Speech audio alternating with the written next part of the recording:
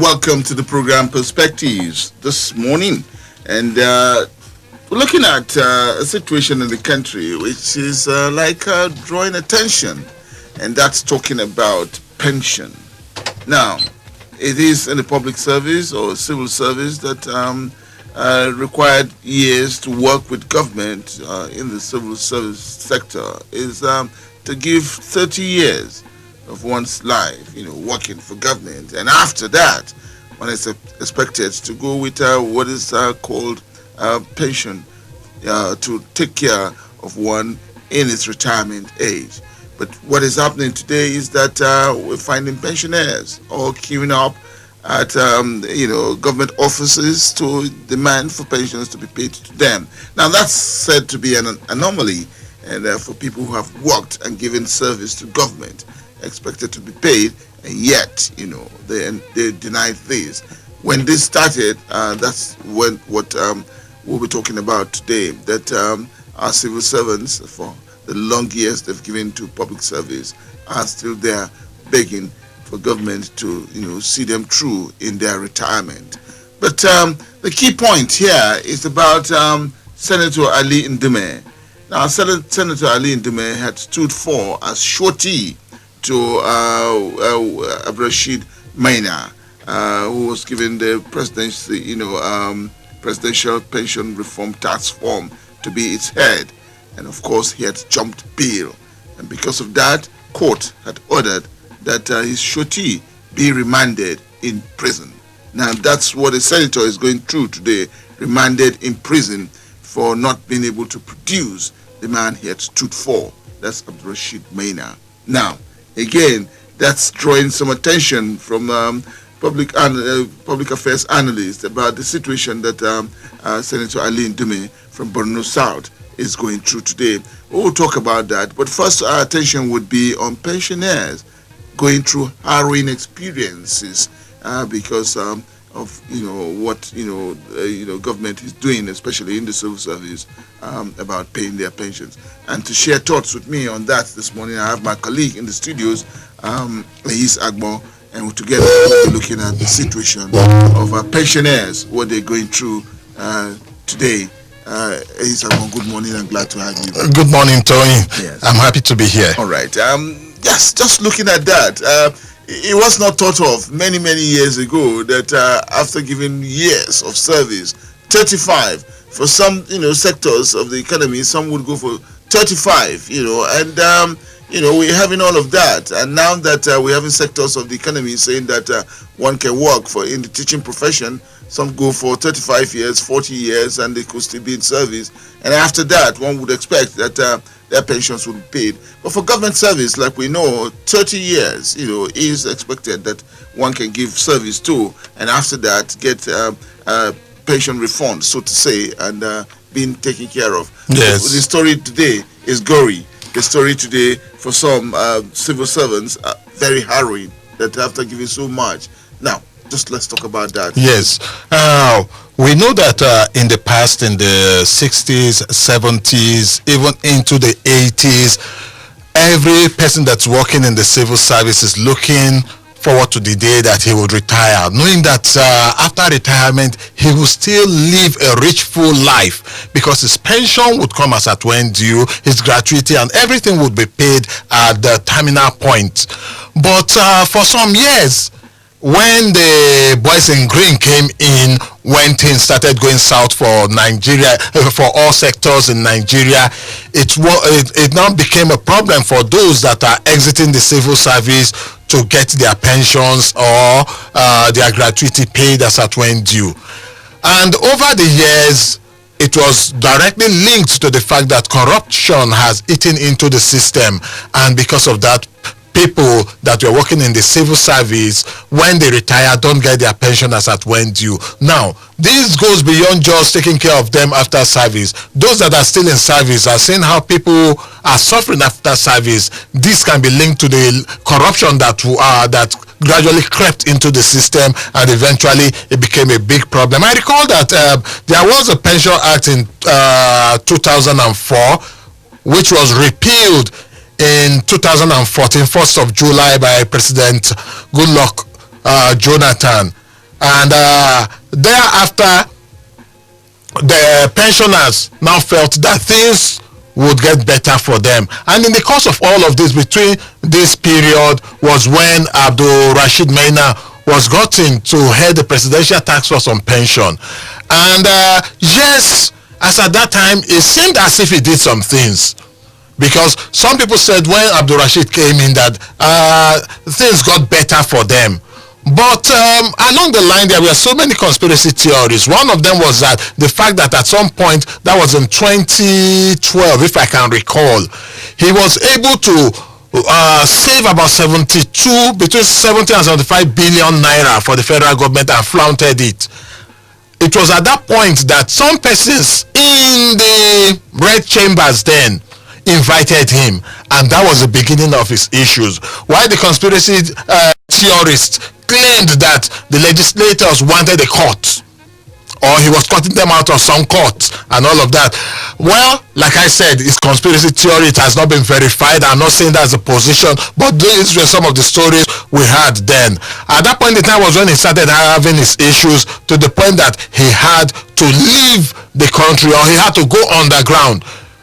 He was declared wanted when he refused to honor the invitation and all of that. At some point, he just disappeared. He just went off grid. Nobody knew what was happening.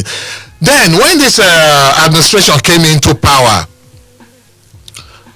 Maina, that has been wanted and has been declared wanted, that have been said to have been sacked from his job, suddenly appear and was said to have been reabsorbed into the civil service. At that point,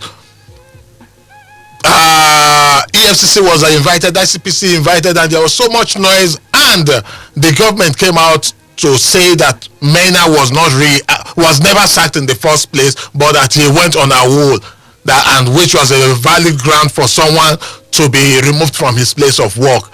Investigations were initiated, and there were allegations of over 2 billion naira missing. And he now he went off the grid again.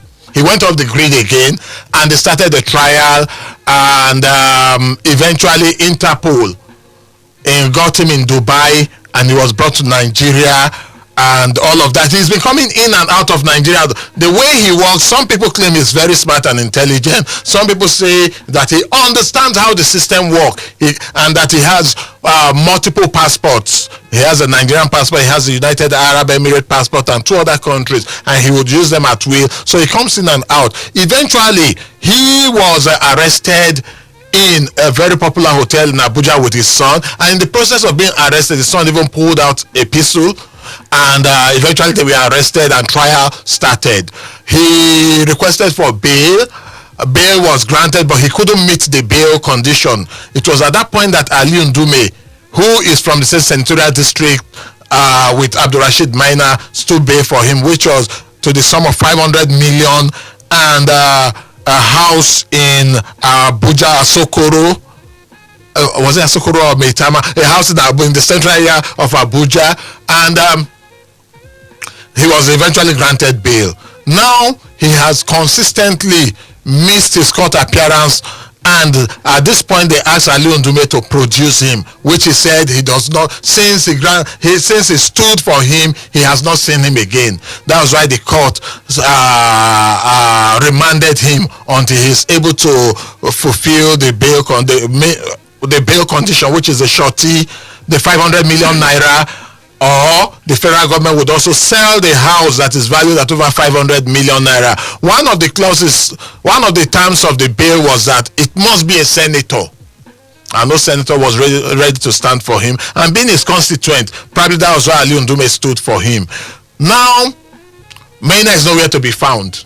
Ali Ndume has been remanded. Of course, I understand that he's appealing the remand, but the big story here is not just the jailing of Ali Ndume, but the fact that so many political undertones are already coming to play. One, we know what Ali Ndume stands for, even in the ruling party. He seemed to be either a non-conformist or not mainstream APC. if you recall, when the Ninth Senate, when the Senate president was to be picked, Ali Ndume was one of the front runners, and at the end of the day, the particular person that people claimed was a candidate of the executives, that's Lawa Ahmed, eventually became the speaker, because his even when he was giving his brief to the House, when he was doing his presentation to other senators, he said that he was going to work with the presidency, and probably that was why the presidency supported him, and he eventually became the Senate president. Having said that, Ali Ndume has been someone that has been at loggerheads with the mainstream APC, as it were. He is one that has claimed that there is a need to flush out the service chiefs. He's one that has consistently kicked against the amnesty being granted to Boko Haram.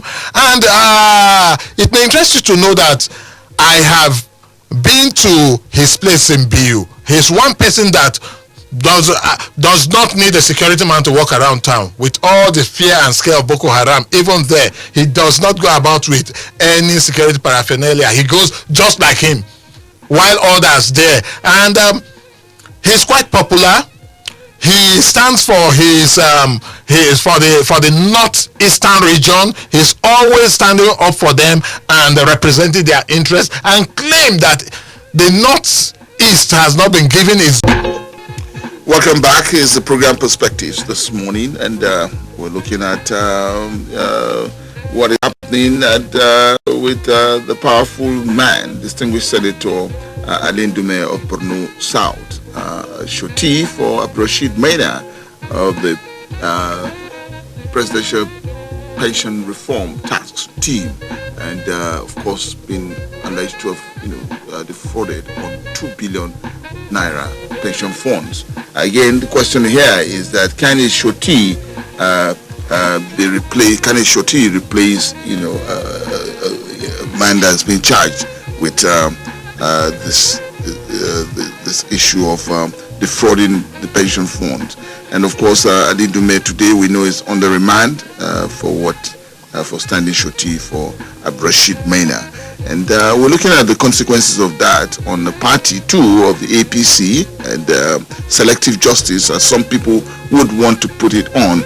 And of course, also asking the question about what this is doing to pensioners. 35, 30 years, 40 years of giving one's time, life and all that to public service, and not compensated when it comes to retirement. Now, my guest this morning is my colleague in the house, and of course we all know him of the Ground Zero, and of course we'll talk about political issues on Ground Zero too, as it affects what we're going through in the country. But again, the question being asked again is on pensioners. Yes, my attention here will be on pensioners. So many reforms have been done. It's at state level too. We have seen reforms being carried out, in government, in state by state governments, and we've seen that some have been cut out, and some are today, losing on what benefits that they would have had, if the pension was like before. And of course, these are pension reforms. But for this, the public service, state and federal, on shaky grounds, pensioners or people working today may be on shaky grounds, because they may not be able to be sure or be guaranteed or be certified that they would have, after retirement, their pensions with all that is going on. Yes. These pension reforms and what is doing to civil servants at state and federal level, your concerns here? Yes, my major concerns here is that first, was Nigeria really ripe for this kind of pension reforms that we operate now, where we operate the contributory pension system in Nigeria? I don't think Nigeria was really ripe for it when we started these new reforms. And secondly, yes, reforms are okay, but I believe that the extent of reform would have been to weed out ghost pensioners, and a situation where it is only the correct or proper pensioners that should be collecting at the end of every month. That would have been the kind of reforms that would have been okay. But contributory pension, I don't think we're right for it. Now, coming to state government level, you discover that many workers that had believed that they were working to earn a pension someday, when they exit from the civil service, have been cut out, because in the process of doing the various forms of verifications, they were discovered to not have been properly engaged by the government. Because of that, a segment of those that thought they were working for the government were cut out, and those set of persons, I would say, have been left in the cold. Now, you see, every other year, 2-3 years, one reform or the other would come in, people would have to lose their jobs and all of that. My major concern is that at the point of entry in the civil service, don't they have proper records of all those that have been engaged? One. Then secondly, whatever the salary payment software or system they operate, with that they would have been able to know those that are proper civil servants that are deserving to earn some pension at some point when they exit the service and all of that. Because all the reforms that we see, the major thing that the government would always come to say is that they want to see how they can weed out ghost workers that will not become part of their pension burden in future, which I believe that they might not have been going about it the correct way. So many workers that believe that they are proper or civil servants in good stead will discover that sometime along their way in working for the civil service, they will lose their jobs because of this verification, re-verification, certification, recertification, and all of that. Now, let us, first of all, the government needs to have their record clean. At the point of entry, you have every civil servant I know have a form of civil service number or so attached to them, which is also like a social security number. Everybody have that their letter of employment that carries such information. Those are the things the government should use. If someone expires, if someone dies, the records will be clear there that the person is not in the employment of the civil service again, and such person should not be paid. Those are ways to gradually look at it, not spring surprises at them. With all of this that is happening, that's why you see many civil servants, in the course of working, they want to do whatever it is to amass wealth. They don't mind bending the rules, breaking the laws, just to have money, because they know that, one, there's no guarantee that by the time, first, there's no guarantee that they would have their full course of work in the civil service. Then secondly, even when they retire, there's no guarantee that they will earn their pension. It might be some few weeks of retirement that they will now come and declare you again as not one that has been properly engaged. They're not also forgetting too that even those that have gone to the point of retirement, because they do not believe that once they exit the civil service they will get their pensions and other emolument, they will not want to leave. Take for example the Boboye Oyeyemi that should be exiting today. That today is 26 years. He should be exiting the civil service as the corps marshal of the FRSC today. But over the week, there have been so many statement information, press releases, and the different groups in the Federal Road Safety saying that he has put in place, with all they have seen, he has no plans of exiting even when he retires. It is the uncertainty of the future that leads to all of this. Not like in the past. I recall when we were growing up, my father was optimistically looking at his exit point. He was always telling us about it, that guys, whatever you want to get from me now, because once I retire, it's just me and your mother. So if you want to go to school to any point, I will sponsor you. But once I retire, you're old. And from his plan, we would all have finished school before his retirement. From his plans, well, so many things happened, and which is one of the reasons why I'm so passionate when it comes to people talking about pension and pensioners. Let me tell you this. With the military too. Yes, we had stories of military men who had served, war times, and who had given, so much for the country, just to keep the country going, unity of this country. We've heard of them, even dying. That is heartbreaking, very heartbreaking. I recall some years ago when I was still working in Abuja. Each time you pass by this place where they have their pension office, you see old men sleeping outside for days just to get verified. These are things that could be done in their various states and youth. You don't, and not them even die when they're in queue. You see people come, they will bring them in stretchers just to be verified. Some wheelchair and all of that. No. It's not something that will inspire our armed forces, the men, our military and security agents or the civil servants to do more. When they see the way that those that have exited are treated, they would want to bend every rule, because whether we like it or not, nature avoids vacuum. One, the first rule of survival is self-realization is the first rule of survivor. They want to do anything that will keep them alive even after retirement. So if the government wants to have things right, first of all, inspire confidence in the civil servants that when they retire, their pension and their gratuity will be paid as at when due. One. Then secondly, our senior citizens should be treated fairly. In other climes, it's a thing of pride for one to look up to retirement and look up to attaining 60, 70, because he knows that at that point, he is now the government is now in charge of taking care of all of his needs. If we want to make things better in this country, the government really need to tidy pension and pension issues. That way, the productivity even in the service will be better, and those that are laying back will do much more for the country. Let's get you from the audience here. Talk to us on this issue. It's on Alain Dume from Borno South, Northeast region. In remand now, so to say, for standing shorty and not being able to produce the man he had stood for. And the question again, I'm sure the lawyers will be talking about it for a long time, that can you substitute a shorty for an accused person?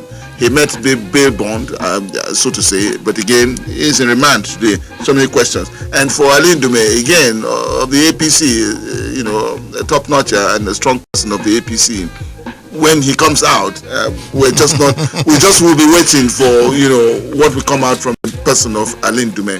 Talk to us, your concerns here, and on numbers 081 40,000 989. 081 40,000 989 or 070 87 800 989. My guest this morning, my colleague in the studios, Ahis Agmo of the Ground Zero thing. Good morning, Mr. East. Good morning. Good morning. Yeah, I think Ahis justice to the topic now. I said it yesterday in Ground Zero. I will say it. I think it's the first someone, whosoever that is standing at the shorty to whosoever, and the person is nowhere to be found. The money or what? So I discovered as a different youth have taken people now for granted. This man that if he has a conscience, he diverted allegedly. Yes, sir. We were having problems with the line there, clarity. So are you hearing me? Well, okay, let's hear you this time. Yeah, I think it's not unfortunate. These pensioners, most of them have lost their lives. Yeah. Okay, sorry, we have to just, remember, if you can, please call back, but we can't continue on this line. All right, still with your calls. Good morning. Good morning, sir. Good morning. My name is Mike Baba from Raleigh. All right, Mike Baba, let's hear you. I want to start with the issue of injury. I think we should learn to call a spade a spade. There are so many officers that have cases hung around their neck now. So I feel the government should bring their spotlight to all such people and bring them to book. For me, there is no regret. Okay. Then the issue of pension. Honestly speaking, the pension scheme that the government came into, every time they are bringing such a hard decision, I'm sorry to put it that way, they should show the concern of workers and make it optional. Those who are opting for it can go in, and those who are not in support can maybe take their cue than to just mislead people. Because this is replacement. Somebody who put in 35 years and you come to tell him that maybe his name is missing. Then I cannot imagine somebody like that Mr. President said the other time. he is telling teachers that they should serve up to 65 years. Then you have a young boy of 24 years, a graduate, sleeping in the room. When you, as old as 65 years, wake up and take your bath that you are going to work. That is not the best for the country. Okay. You have everything that do all this. Thank you. Have a nice day. We'll take one more and then I'll come back to the studios here. Hello, good morning. This is Jamal calling back. Okay, come on. Yeah, you see, it's unfortunate, Mr. Fanagi. I think our leaders, they should be just have the chance. If one is in the corridor of power, it's not his right, it's a privilege. Privilege in the sense that that you because I can't believe even my late father, God bless him, pension. Meanwhile, somebody went and began to flex with this money, and now somebody came again. It's unfortunate. Why would you stand for him in the first place? When they were inviting him, they know how this man was preaching to the court. Eventually, they caught him. Now, because it's from his own town, now he went and stand for him as a district. I saw some politics into this because he's not happy with the party which he belongs to. He tells them the truth, and that's why now they want to use silent him. That's what I'm looking at. That it will serve as a deterrent to anything. Okay. All right. We got the bit we can from you, Engineer Emmanuel. One more, and then I'll come back to my guest here. Hello, good morning. Hello, good morning, sir. Good morning. Good morning to you, our brother. Good morning. My name is Comrade Gabriel, the Texas man. All right, let's hear you. So instead of let me thank Senator Ndime for his courage, because it took very, very hard time for some Nigerians to just be person of that manner. And all of us know the role he played in this remove Boko Haram. You know, even the governor was too straightforward. You know, he was attacked. I think the first governor that his convoy was attacked. So what we are saying that let them be sincere in whatever they are doing. Let the federal government of Nigeria, Buhari, let him be very, very firm in whatever he's doing. Because even me, my father-in-law, in fact, he was a point of death. The CC should bring him, let them verify him. Unfortunately, he passed on. So what we are saying is that that issue should not be politicized. They should handle it with care. And just as what we are saying, somebody who should kill somebody be combated to be an accused. If so, then the court is also look into that. Because for me, Ndime, he has done his best. He didn't run. He was around, and he also stands firm. And for another thing again, this Professor Yakubu, we have to thank the annex chairman into the screen. In fact, we thank his colleague because despite the fact that President Muhammadu Buhari appointed him, he still made sure he reassigned his position to another person. That's why it's supposed to be that man for Sabobo, so that Nigeria will run fast, Nigeria will run better. And he is pleased. I'm pleading with you also that our own is not even paying the gratuity. 18 years now, nobody pays anything. You can verify, sir. Okay, thank you. And what is that? Not is that. All right, all right, thank you. Well, he's so many that I just wanted to add to this. Yes. Coming from Mike Baba to all, Engineer Emmanuel, Comrade Gabriel, all you've said. But Engineer Mike Baba, I'll just quickly touch it. 65 years, yes. First of all, said optional. That may not work because it's one system that will be used across board. But what I really wanted to talk about in respect of Mike Baba, where he said that that the federal government should not allow teachers to serve up to 65 years. I'll tell you, in a situation where there is plenty of gap and we need more teachers, I do not think it is wrong. Then secondly, you shouldn't forget also there are some professions like law and teaching where the number of years you put in make you better, where you'll be able to groom and mentor some other persons. Well, I believe that Nigeria, we are getting there gradually, but we have so much to do. Pensioners should be properly taken care of. The civil servants, when they see how pensioners are treated, that would inspire confidence in them. They would want to do more and work more, and I'm sure there will be better productivity in the civil service, and there will be reduced corruption even in the civil service. And our military men, if they see that when they are post-service, if their post-service years look bright and okay, I'm sure they will do much more. That would be my parting shots on the programs. That's about the size of it on Perspectives this morning, and we're looking at pension, and of course given so much of the years, of service to state or federal, and at the end of it, what comes out. We're looking at also the Rashid Maina, and of course Ali Ndume, Senator Ali Ndume, who stood free for him, and of course he's in remand by a court of law, and what is coming out of it all, and tying it to the APC, and of course with other issues that we've seen, in this regards. Hisabmo, thank you for coming. Thank you so much. All right, we'll come back with perspectives tomorrow. My colleague, thank you for Dorcas. Thank you for connecting us with the people. Good morning.